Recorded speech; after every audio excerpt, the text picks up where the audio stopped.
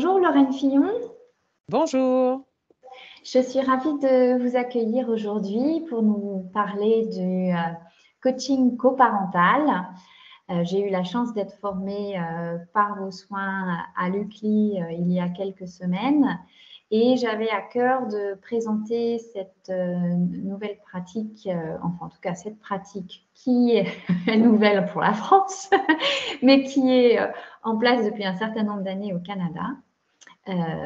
Pour essayer d'étoffer un petit peu nos pratiques professionnelles en France. Donc, je suis ravie de vous accueillir et je vous propose du coup pour nos auditeurs de vous présenter dans un premier temps. Bon, alors écoutez, moi je suis travailleuse sociale diplômée de l'Université de Montréal avec un master et j'ai développé la médiation familiale. J'ai été formée au début des années 80 par un Américain, John Haynes, et j'ai débuté tout de suite en 1981 ma pratique de médiation familiale que je poursuis toujours. Et j'ai aussi mis en place des groupes de parole d'enfants, des groupes de parents avec d'autres collègues. Et j'ai développé le coaching coparental il y a, dirons, de façon plus intense il y a une dizaine d'années. Mais au Québec, je dirais que ça fait à peu près une quinzaine d'années que c'était développé. Oui, en effet, 15 ans. C'est pour ça que je parlais de nouveauté chez nous. Alors que ça fait juste 15 ans chez vous que c'est déjà en place. Merci Lorraine. Et du coup, est-ce que vous pouvez nous expliquer comment vous êtes venue à cette pratique, à vous former à cette pratique? Bien, évidemment, en fait, comment je suis venue, c'est que la médiation familiale, pour la pratiquer depuis 35 ans, est un dispositif qui est très utile pour les familles séparées, que ce soit en médiation spontanée ou même en médiation ordonnée, parce que les deux peuvent être possibles aussi chez vous comme chez nous. Mais il y a des limites quand même avec la médiation familiale et c'est ce qui m'a amené au coaching, parce que pratiquant la médiation familiale dans les situations de haut conflit, alors c'est particulièrement ces parents-là qui ont besoin d'un accompagnement spécial, je dirais même spécialisé, qui va s'échelonner sur plusieurs mois, voire avec différentes techniques et stratégies qui sont quand même différentes de la médiateur et la posture aussi n'est pas la même. Donc, c'est les limites de la médiation qui vous ont amené Mhm. à chercher d'autres outils et notamment le coaching pour adopter une autre posture, pour aider dans les situations de haut conflit, aider les familles dans les situations de haut conflit.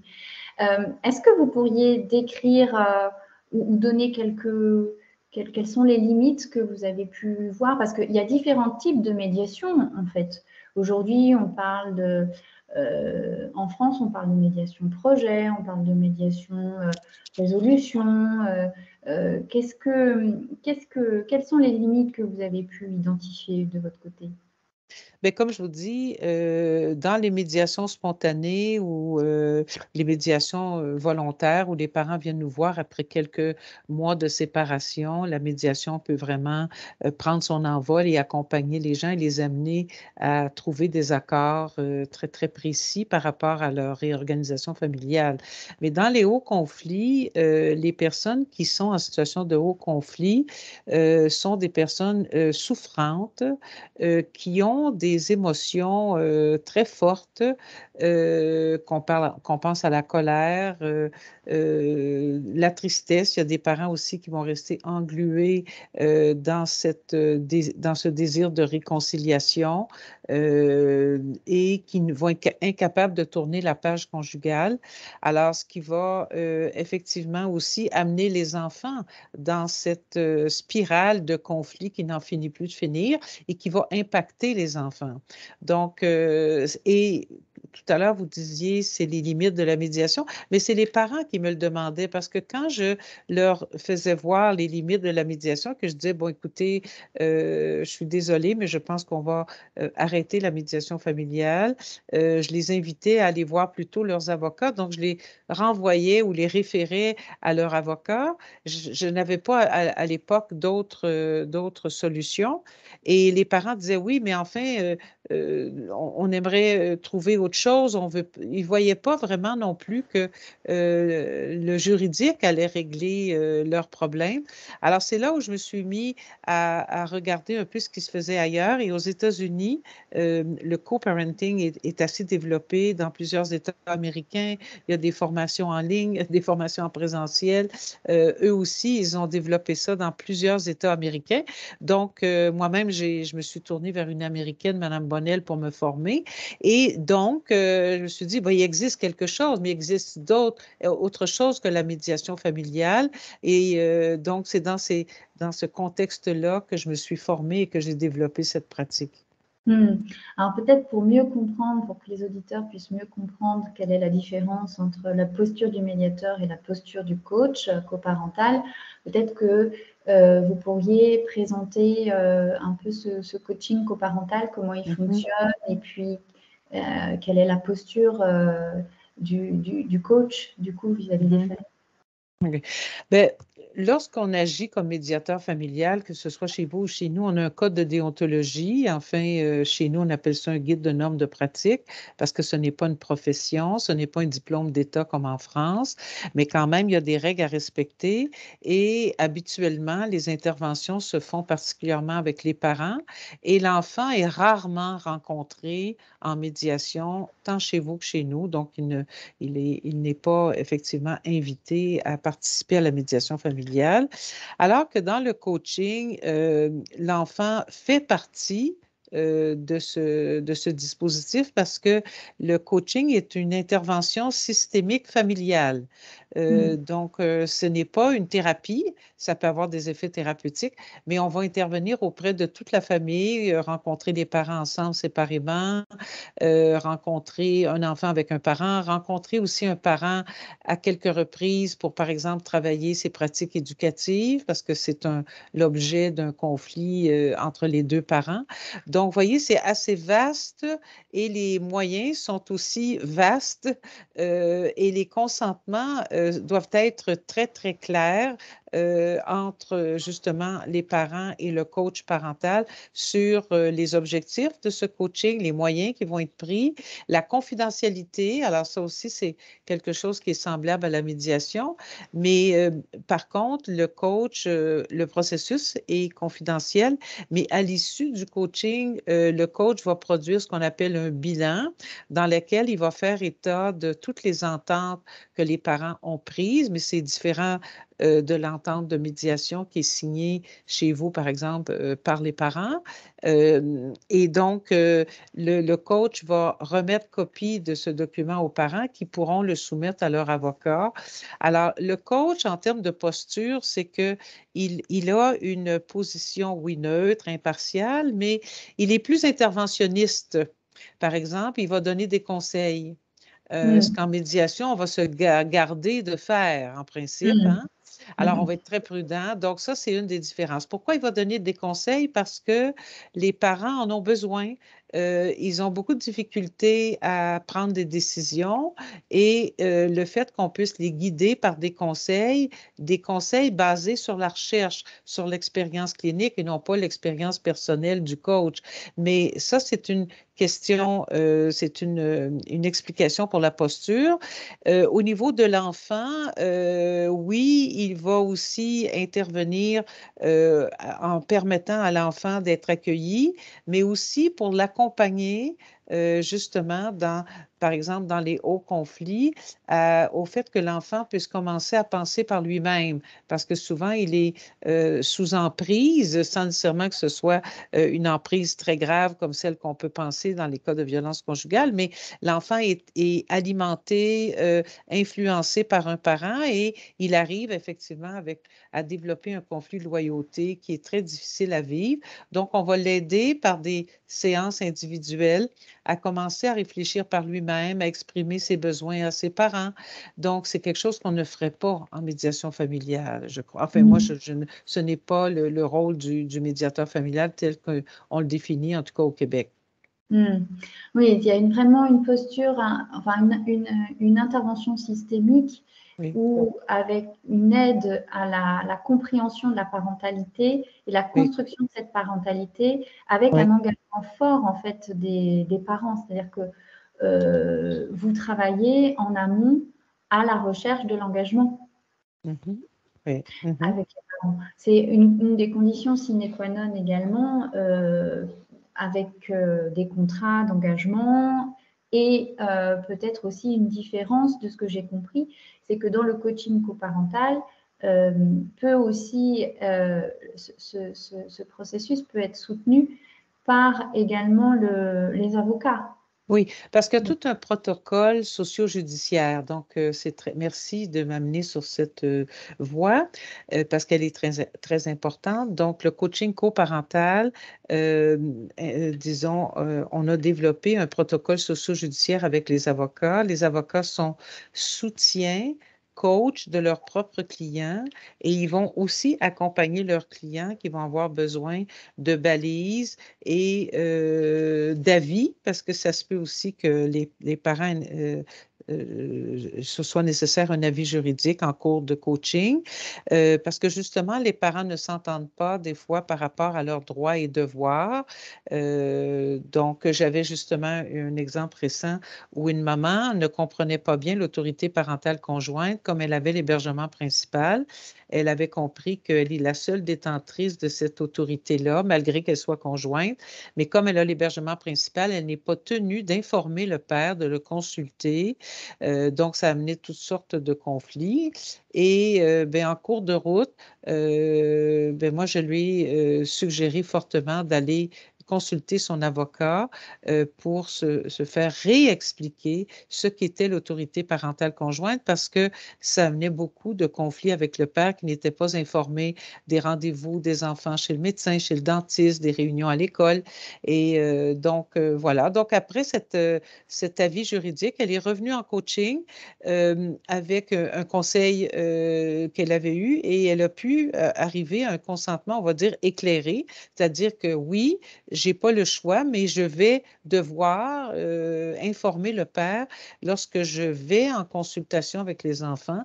Donc, ça a été beaucoup aidant pour faire progresser ces parents-là vers ce qu'on appelle une coparentalité plus coopérative, hein, parce que être coparent, c'est ça que ça veut dire, informer, consulter, négocier avec l'autre, donc des décisions comme celle-là au sujet des enfants. Donc, si je résume, en fait, le coach coparental, la différence, c'est avec la médiation, c'est que dans le processus, certes, il y a de l'accueil des émotions comme en médiation, certes, il y a de l'écoute et de la reformulation comme en médiation, mais il y a une posture de neutralité, certes, qui existe, mais il y a surtout, et c'est la différence avec la médiation, une approche comme un consultant, c'est-à-dire que vous êtes là pour informer, donner de l'information également et d'aider à la construction de la coparentalité Oui. avec des personnes qui sont en souffrance, dans des souffrances très vives. Alors, il y a un effet thérapeutique, mais ce n'est pas de la thérapie, parce que vous utilisez des outils qui sont très proches des outils thérapeutiques. L'intervention systémique forcément amène à ce qu'il y ait des effets thérapeutiques, même si pour certains, c'est de dire un gros mot que de dire ça. Mais c'est tout à fait juste. Et avec du coup une approche pluridisciplinaire, c'est-à-dire le coach qui travaille à un partenariat avec les avocats et centré sur la famille dans sa globalité avec la présence de l'enfant. Est-ce que j'ai bien résumé? Excellent. Excellent, excellent. Oui, tout à fait. Je n'en demandais pas autant. Et du coup, comment vous la mettez en œuvre? Si j'avais une famille qui était intéressée par ce processus d'accompagnement, comment ils devraient faire? Comment ça commence? En fait, le plus souvent, ça peut être les parents eux-mêmes qui nous consultent parce qu'ils ont effectivement difficulté à mettre en place, par exemple, un hébergement alterné avec une coparentalité coopérative. Donc, ils ont un hébergement alterné qu'ils ont décidé conjointement ou bien que le juge même a ordonné cet hébergement alterné parce que c'est possible. Mais dans le concret, dans le quotidien, les informations médiation ne passe pas, les critiques fusent de part et d'autre, l'enfant est utilisé comme témoin ou messager. Bref, ça ne va pas. Donc, ils vont effectivement me contacter comme coach. Donc, de consentement des deux parents, hein, à ce moment-là, les avocats ont déjà été impliqués, mais là, ils ne le sont plus, mais ça ne fonctionne pas. Donc, on peut mettre en place un coaching du consentement des parents qui va s'échelonner sur plusieurs mois parce que ce n'est pas une question de deux, trois rendez-vous, là, deux, trois pilules pour adoucir le mal. C'est plus que ça. Oui, c'est Alors, sûr. donc, les parents s'engagent dans disons, vraiment un réel engagement dans le temps. Et ça, c'est une des possibilités. L'autre possibilité, c'est celle des avocats. Et de plus en plus, des avocats, tant dans ma région où je suis, les Laurentides, que d'autres régions du Québec, les avocats qui voient leur rôle justement comme un coach, comme conciliateur, vont effectivement même proposer le coaching parce qu'ils voient bien que la réponse au problème de leurs clients n'est pas juridique, que ça prend une approche plus globale et plus longue dans le temps. Et à ce moment-là, ils vont proposer aux parents un coaching coparental et ils vont signer ce qu'on appelle un consentement même à jugement dans lequel je suis mandatée ou d'autres, le mandaté nommément, pour intervenir comme coach coparental pour travailler la coparentalité, la communication. Alors, c'est habituellement assez général, mais je suis à ce moment-là interpellée par les avocats des parents. Oui. Et si je comprends bien, Lorraine, quand vous parlez de jugement, pour bien être en phase, euh, c'est-à-dire que les avocats vont saisir le juge pour pour vous désigner en tant que coach. C'est ça? Oui, et à ce moment-là, ils vont soumettre au juge, ce que vous appelez, vous, le juge aux affaires familiales. C'est la même chose chez nous. Ils vont saisir le juge aux affaires familiales, tout simplement, mais quand même de façon importante, parce qu'un consentement en jugement, ça a un poids juridique. Donc, les parents vont avoir signé ce consentement dans lequel ils s'engagent à coopérer avec le coach, qui sera Mme Filion ou une autre personne, et pour travailler la coparentalité, la communication ou quoi que ce soit d'autre. Et le JAF va rendre jugement dans ce sens-là. Dans certains cas, le JAF, chez nous, c'est rare, mais ça peut arriver qu'il reste saisi du dossier ou de l'affaire, dans lequel il peut même demander un bilan dans 3 mois. Mais comme je vous dis, le bilan qu'on soumet, c'est uniquement les ententes que les parents auront prises. Si jamais les parents, au bout de 3, 4 rencontres, un des parents met fin à ce moment-là au coaching, bien, ça aussi, on peut en faire état en disant que bon, le coaching ne peut pas se poursuivre parce qu'un des parents y a mis fin. Et là, à ce moment-là, soit ils vont retourner devant le juge, soit les avocats vont intervenir. Oui. Mais on est d'accord qu'à ce stade-là, vous n'expliquez pas pourquoi ce n'est pas un bilan où vous faites Non. une analyse de la situation, de la relation, de la famille. Non, pas du tout, pas du tout, pas du tout, parce que là, on n'est pas en expertise psycholégale qu'on appelle chez nous. Alors, c'est simplement, on fait état de la chose et le juge en est informé. Oui. Okay. Parfait. Et quels sont vous avez un peu des statistiques, parce que ça fait 15 ans du coup que c'est mis en œuvre au Canada, vous avez peut-être des retours d'expérience, des statistiques de des résultats positifs de ce coaching coparental? En fait, on n'a pas de statistiques parce que euh, ce n'est pas effectivement, c'est un service en libéral. Ce n'est pas un service public dans lequel, effectivement, on pourrait répertorier, parce que la plupart des études que l'on obtient, que ce soit en médiation ou dans d'autres, ou même en coordination parentale ou ailleurs, c'est que ce sont des services publics ou c'est une étude qu'on a faite à ce moment-là qui a été subventionnée par l'État pour effectivement aller vérifier combien de cas et quelle est la... Non, qu'on n'a pas de statistiques. Et l'autre chose, c'est que disons que dans ce qui est répertorié chez nous, ce qu'on appelle la jurisprudence, parce qu'on est un service d'un système de common law, donc il y a très peu on a très peu répertorié justement le coaching parce que c'est une entente. Ce qui est répertorié dans la jurisprudence, ce sont les cas qui sont très litigieux, qui ont été devant le juge pour 2, 3, 4, 5 jours d'audition, pour lesquels il y a eu même une expertise, il y a eu contestation, et là, le jugement est motivé et il va être cité dans la jurisprudence. Ça, on a un répertoire de ce qu'on appelle les décisions de jurisprudence, mais le coaching n'est pas là parce que c'est simplement un consentement à jugement et comme tout est confidentiel, bien, le coach ne va pas témoigner. L'expérience terrain, par contre, ça, je peux en parler et ça me fait plaisir de vous en parler parce que c'est ce qui nous permet, les coachs, de continuer de développer cette pratique-là avec optimisme. C'est les retours que nous avons de nos familles. Donc, moi, personnellement, j'ai un questionnaire que j'utilise dans toutes les situations de coaching que j'ai menées, qui a eu entente ou pas, où les parents sont invités à remplir un questionnaire et l'enfant de plus de 8 ans. Alors, donc, les retours que j'ai eus, c'est que c'est aidant. Par exemple, l'enfant va dire à quel point il a apprécié d'être non seulement écouté, mais être entendu et être soutenu. Parce que souvent, quand on le voit souvent en coaching coparental, et l'enfant va dire, ben, c'est la première fois qu'on m'écoute vraiment et qu'on m'aide à parler à mes parents, parce que c'est aussi ça qu'on fait en coaching et qu'on fait en sorte que les parents écoutent plutôt que se justifier ou se critiquer. Alors ça, c'est les retours qu'on a des enfants.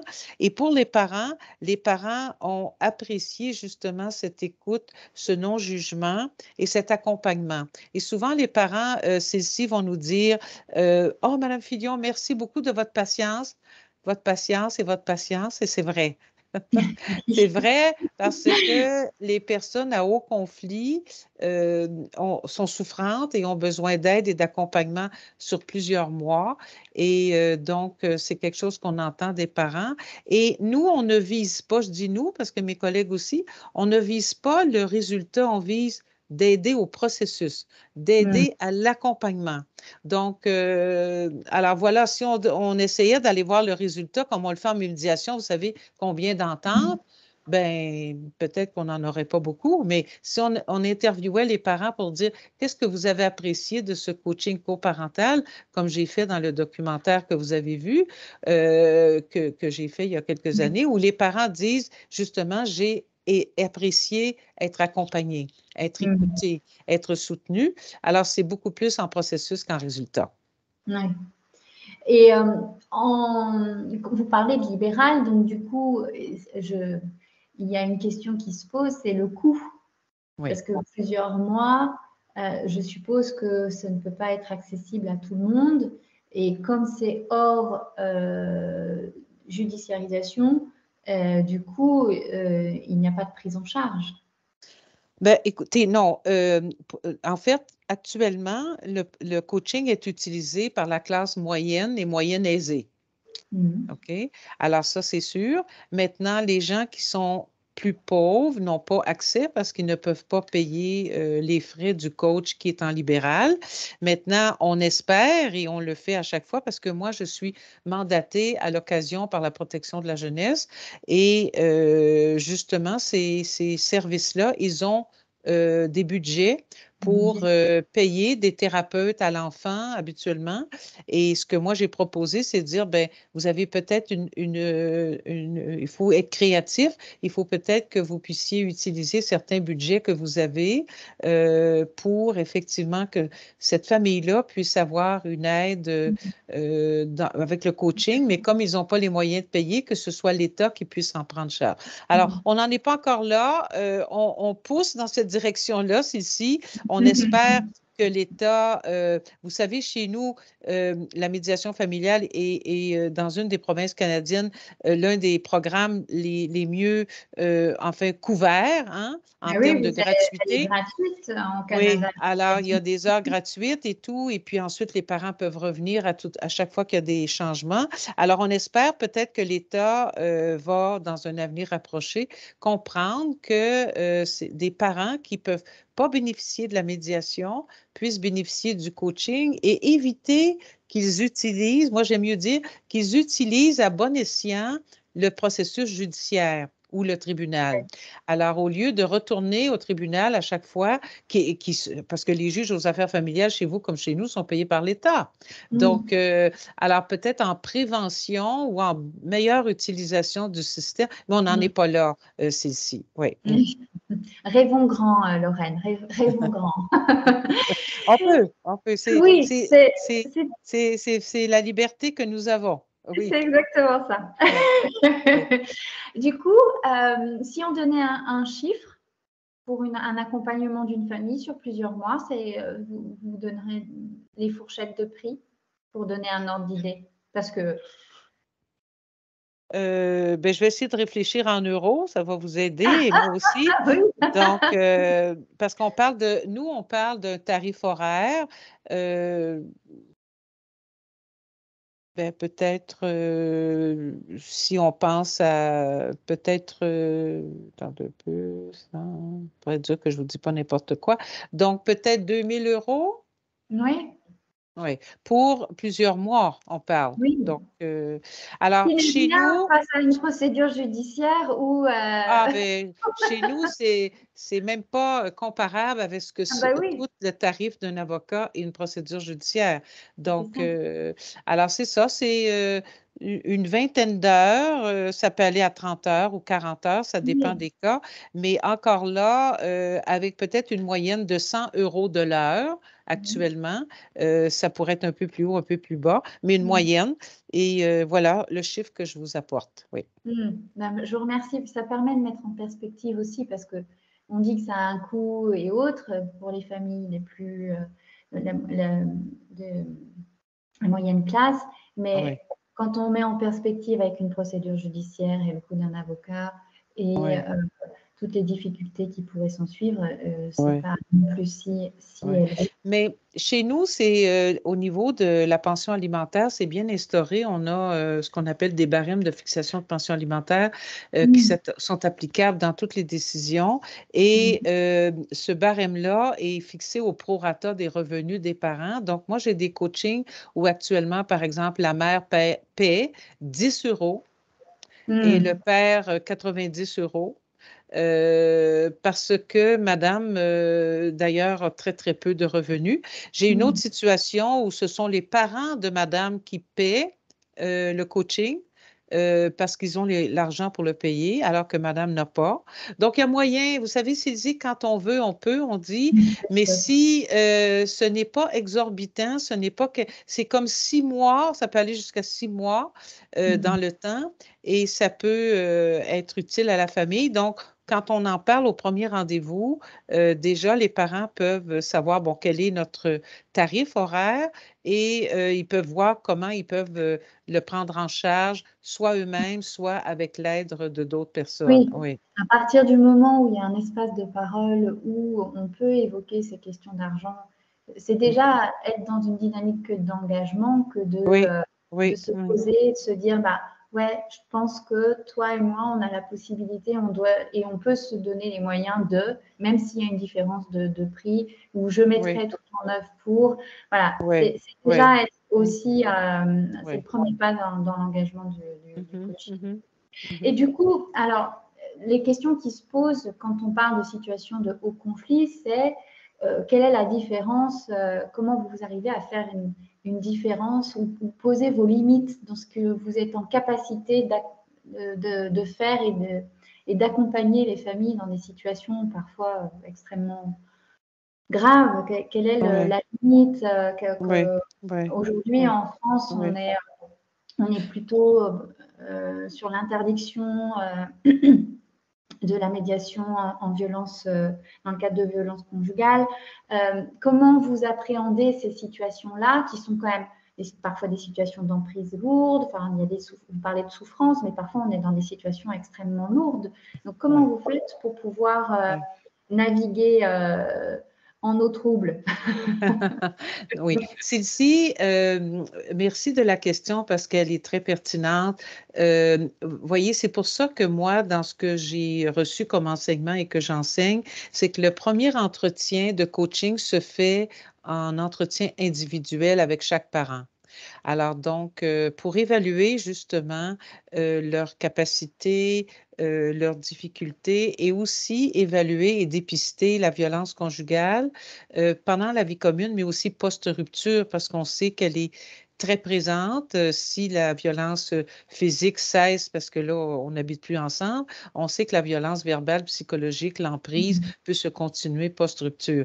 Alors, donc, c'est pour ça que on fait toujours des entretiens individuels et on peut en faire plus qu'un, hein, pour justement bien évaluer si effectivement les entrevues conjointes sont à bannir, à proscrire ou à permettre avec certaines conditions.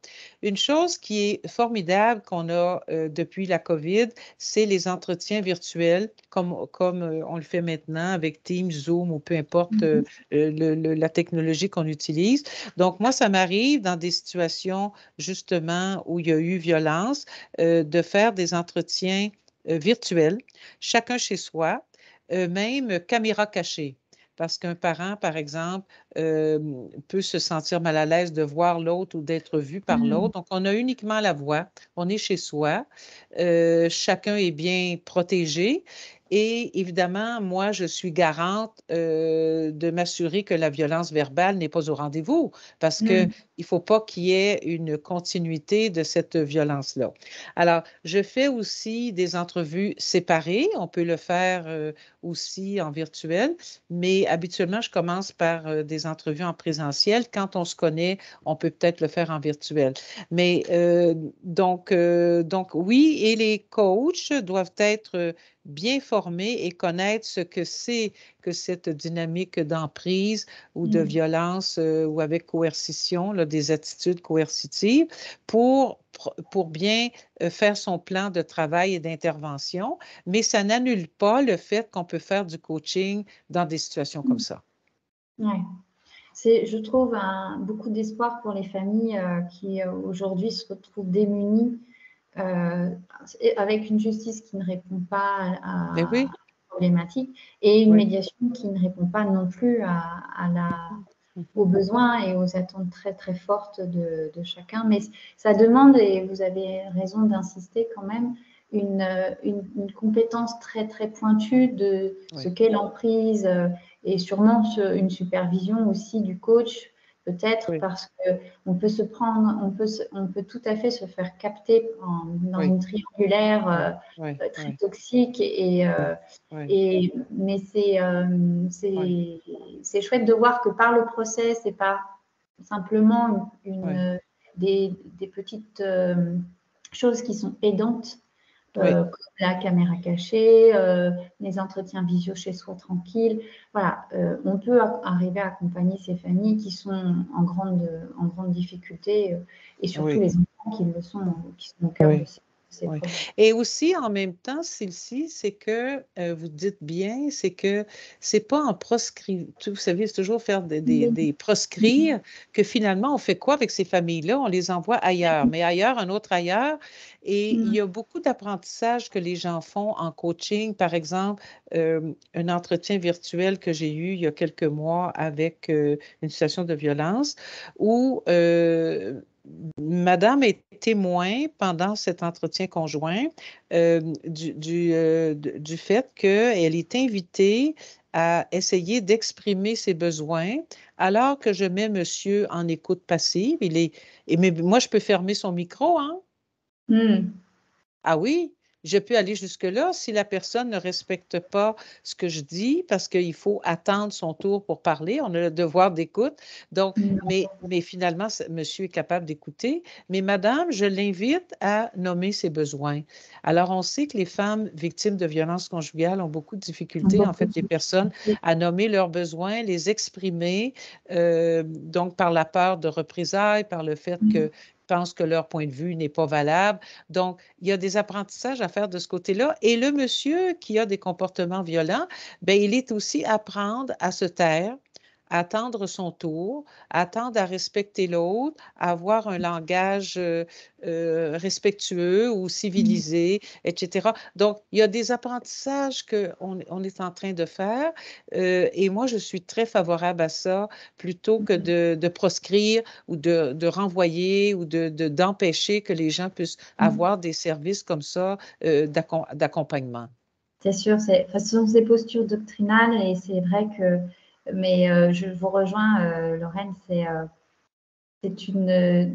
y a toujours par la relation et à l'autre, et là vous êtes tiers, donc vous êtes pas le sachant, mais vous êtes la personne de confiance, vous êtes là dans votre posture d'accompagnant et vous créez cette confiance avec les deux Oui, parents.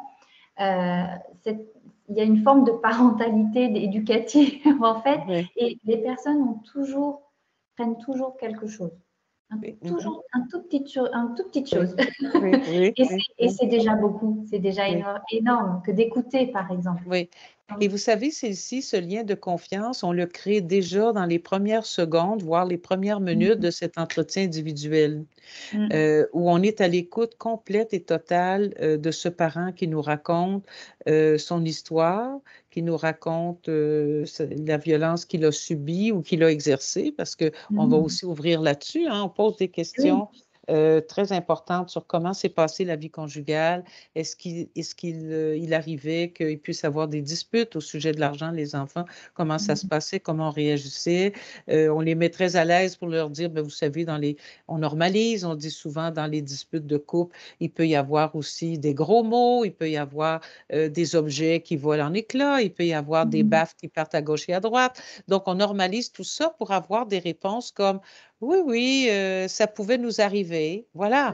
Donc, et puis après, on s'intéresse à savoir quand c'est arrivé, à quelle fréquence, etc., mm, etc. Et c'est ça le dépistage alors de la violence. La plupart des coachs sont des médiateurs familiaux, donc ils ont mm, une formation quand même importante. Et mm, s'ils ne le sont pas, comme certains coachs ici au Québec sont avocats, moi je leur recommande fortement d'aller chercher cette formation qui existe, hein, pour dépister la violence, la comprendre, la dynamique d'emprise. Et donc, ça, c'est quelque chose que les avocats doivent aller chercher, au même titre que tout coach qui veut rencontrer les enfants et qui n'a pas l'habitude de le faire.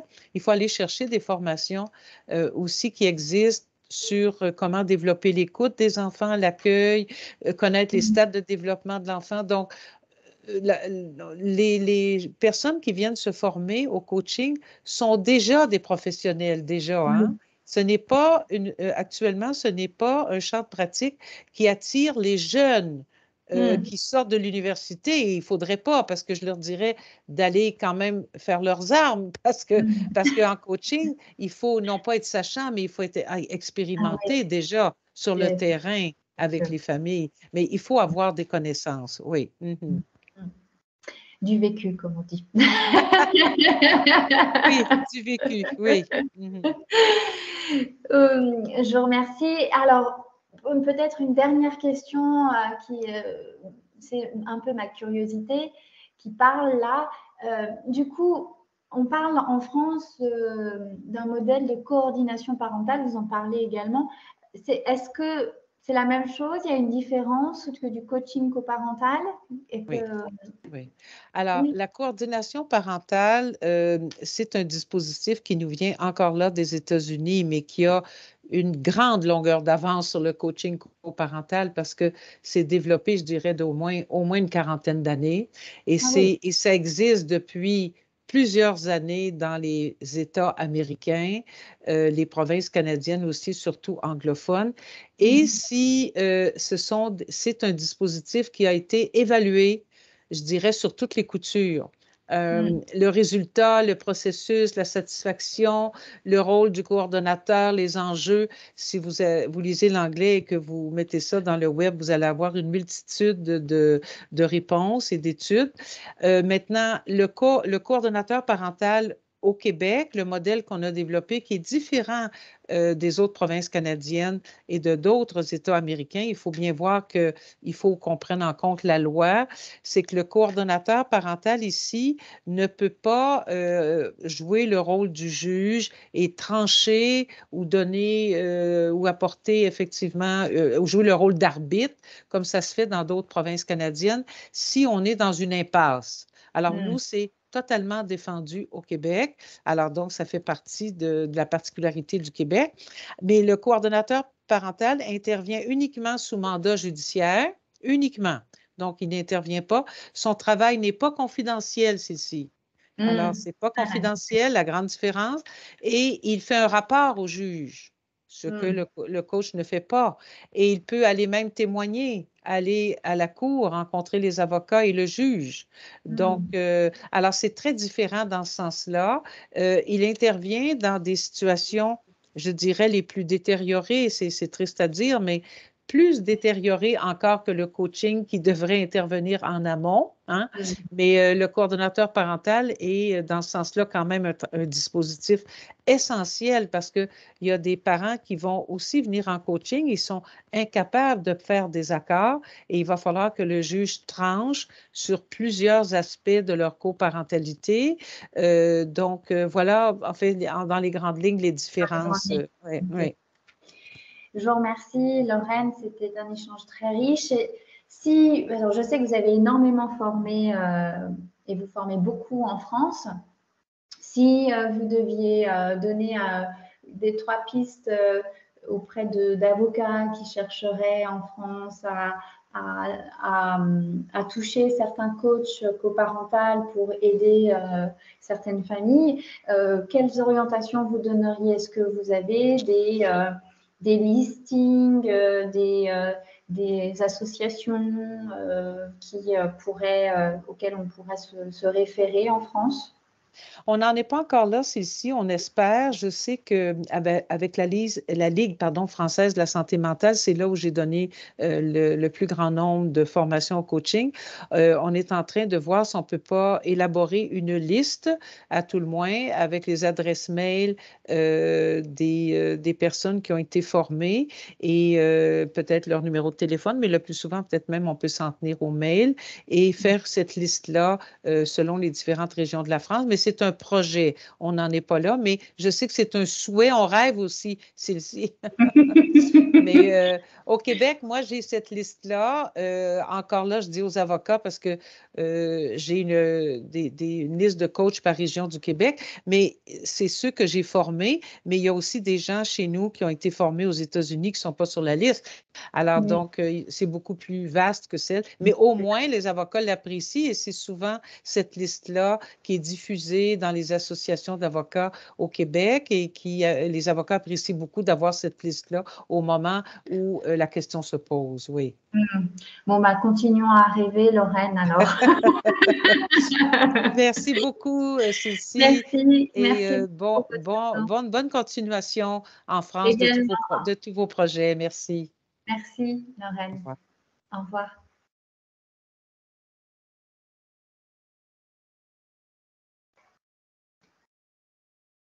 Ah,